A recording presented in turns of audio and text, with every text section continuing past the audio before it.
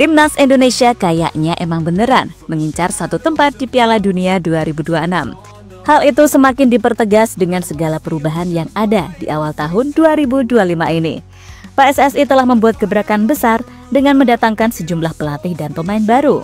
Terbaru, Ketua PSSI Erick Thohir telah mengumumkan 3 pemain diaspora baru termasuk Joe Pelupessy.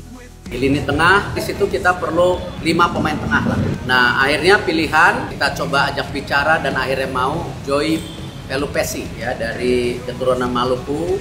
Joe sendiri dikabarkan akan menggantikan peran Jairo yang sampai detik ini masih belum mendapatkan izin dari pihak FIFA. Bahkan pemain berdarah Maluku itu dipercaya bisa sempurnakan filosofi 4-3-3 atau total football timnas Indonesia di era Patrick Kluivert.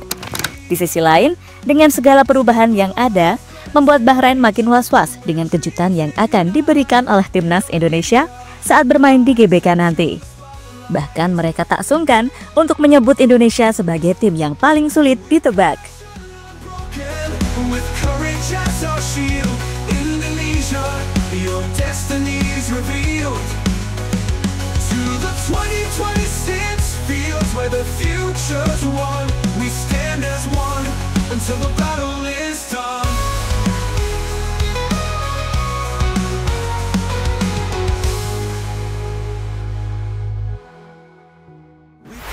Di bulan Maret nanti paling tidak akan ada 2 pertandingan yang timnas mainkan.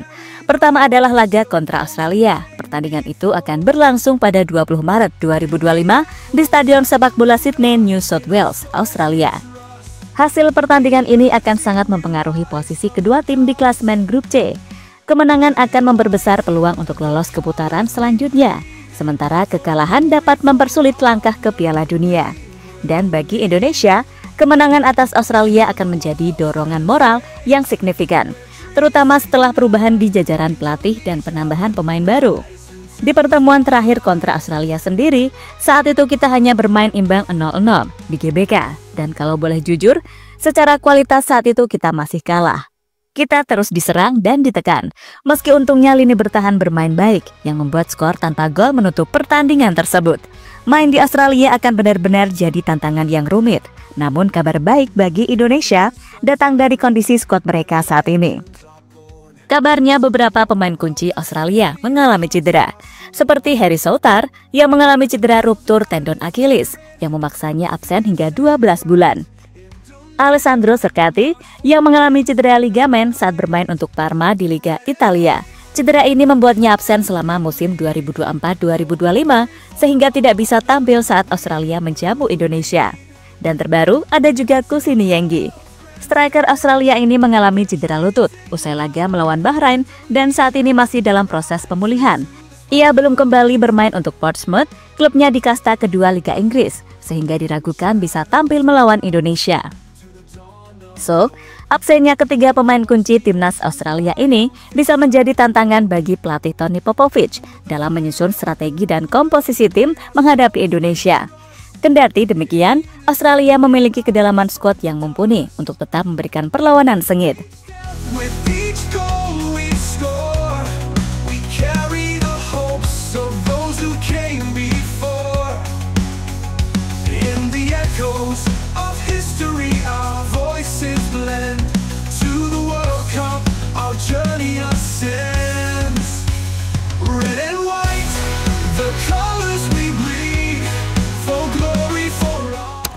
Setelah menghadapi Australia, timnas Indonesia akan menghadapi Bahrain yang dijadwalkan pada tanggal 25 Maret 2025 di Indonesia. Secara momentum, saat ini timnas Bahrain tengah menunjukkan performa yang impresif dalam beberapa waktu terakhir. Di bawah asuhan pelatih Dragan Talajik, mereka berhasil meraih gelar juara di ajang Piala Teluk 2024, termasuk kemenangan atas Arab Saudi dengan skor 3-2. Meskipun demikian, dalam kualifikasi Piala Dunia 2026, Bahrain menghadapi beberapa tantangan. Mereka belum meraih kemenangan di kandang sendiri, namun pelatih Talajik menegaskan bahwa timnya tidak merasa tertekan dan tetap fokus untuk meraih hasil positif di pertandingan selanjutnya. So, laga kontra Bahrain juga akan jadi laga yang sangat menarik. Bahrain menunjukkan perkembangan yang gak bisa dianggap remeh, teman-teman. Tim ini cenderung bermain pragmatis, mengandalkan kekuatan fisik dan trik-trik yang sering memancing emosi lawan.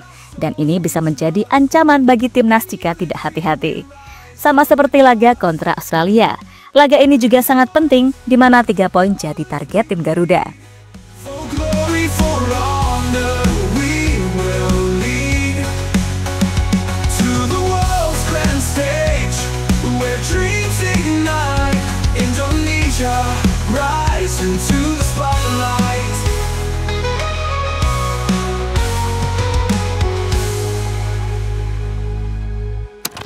Sementara itu, demi bisa amankan 1 tiket ke Piala Dunia 2026, sampai detik ini PSSI masih mengupayakan segala cara untuk terus menambah pemain keturunan baru. Dan baru-baru ini, Ketua PSSI Erick Thohir baru saja mengumumkan 3 pemain baru timnas yang sekaligus merupakan pemain kejutan yang sempat dikatakan oleh Pak Sumarji. Pertama ada Emil Audero, lalu Dean James yang baru-baru ini tampil mengesankan untuk timnya masing-masing. Lalu ada Joe Pelupessy, sosok gelandang bertahan yang dipercaya bisa sempurnakan filosofi permainan total football timnas Indonesia. Joe sendiri dikabarkan akan menggantikan peran Jairo Redwood yang gagal didapatkan oleh PSSI karena terhalang izin dari pihak FIFA. Sekedar informasi aja nih, Joe mengawali karir profesional sebagai pesepak bola pada 2013. Saat itu, Twente yang menjadi klub pertamanya. Joe debut profesional pada usia 19 tahun. Setelah itu, Joe setidaknya memperkuat 5 klub lainnya dalam perjalanan karirnya di sepak bola. Heracles Almelo, Sheffield Wednesday, Giresunspor, Groningen, dan Lommel yang diperkuat oleh Joe. Heracles Almelo dan Sheffield Wednesday menjadi 2 klub yang paling lama diperkuat oleh Joe. Dia 4 musim membela 2 klub itu. Joe bermain 119 kali untuk Heracles, juga 119 kali untuk Sheffield United. Joe akan menjadi tambahan opsi untuk pelatih timnas Indonesia yang baru Patrick Kluivert di lini tengah. Sebelumnya Indonesia cuma mempunyai opsi Ivar Jenner, Ricky Kambuaya, Tom Hay, dan Nathan Joaon untuk barisan gelandang.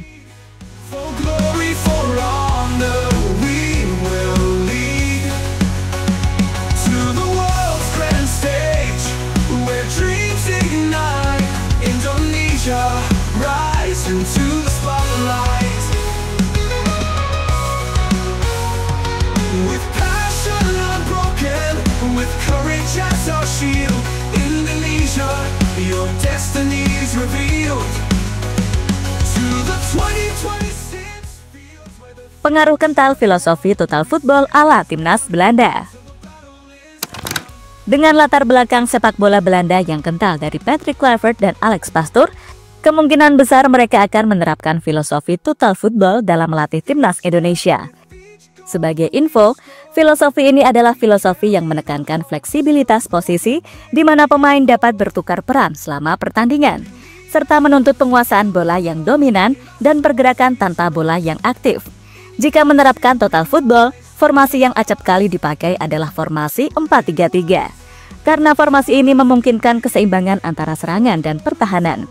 Dengan 3 penyerang, tim dapat menekan lawan sejak lini depan, sementara 3 gelandang memastikan kontrol di tengah lapangan. Selain itu, tim ini juga akan memainkan sepak bola tekanan tinggi atau high press untuk merebut bola secepat mungkin setelah kehilangannya, mirip dengan konsep gegenpressing yang populer dalam sepak bola modern. Jika sistem ini digunakan timnas, lantas seperti apakah gambaran formasi dari tim Garuda? Kita telah gambarkan nih untuk teman-teman dengan formasi 4-3-3. Timnas Indonesia bisa menampilkan sosok Marten Pas di posisi kiper dengan 2 center back bisa diisi oleh Matthew Gers dan juga Jay Itzas. Gimana dengan fullback? Di kiri bisa dipasang Kelvin Verdonk dan di kanan Kevin Dix. Untuk 3 gelandang, timnas bisa memakai Tom Hay, Joe Pelupessy, dan Ivar Jenner.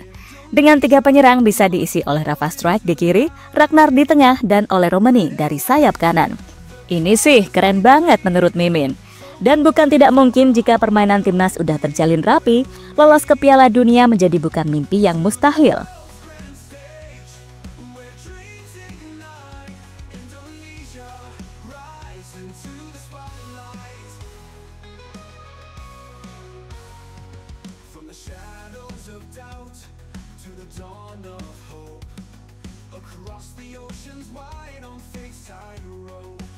Bahrain, gawat, mereka makin sulit diprediksi. Sementara itu, Melihat segala perubahan yang ada membuat Bahrain makin resah untuk menghadapi kekuatan baru timnas Indonesia di GBK mendatang.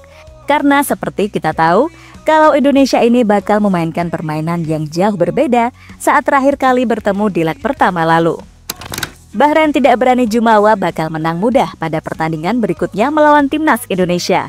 Mereka bahkan terang-terangan mengakui skuad Garuda lawan yang sangat sulit. Pengakuan itu dilontarkan pelatih Bahrain, Dragan Talajic, dan striker senior mereka, Ismail Abdul Latif. Mereka menyebut laga kontra timnas Indonesia bakal sangat sulit, tetapi siap menghadapinya dan meraih hasil positif. Kami bermain sangat bagus melawan Australia dan merengkuh 3 poin. Lalu bermain buruk melawan Jepang. Inilah sepak bola, kami bisa kalah dari tim manapun. Jepang bermain sangat kuat dan kami tidak dalam kondisi bagus, terutama pada babak kedua. Sekarang, kami menanti pertandingan melawan Indonesia. Ini tak akan mudah. Pertandingan itu akan sulit, tetapi kami siap, ungkap Dragan Talajic.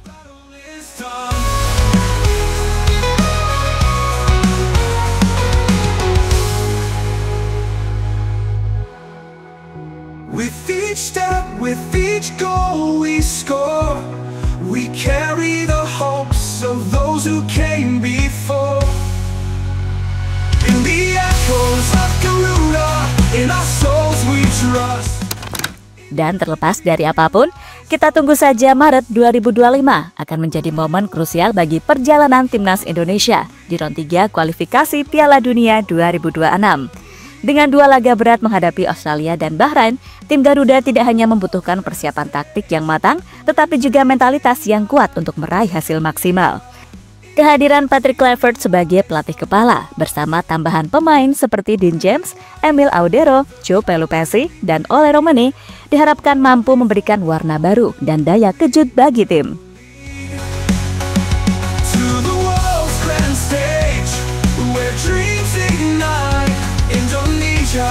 Rise into the spotlight.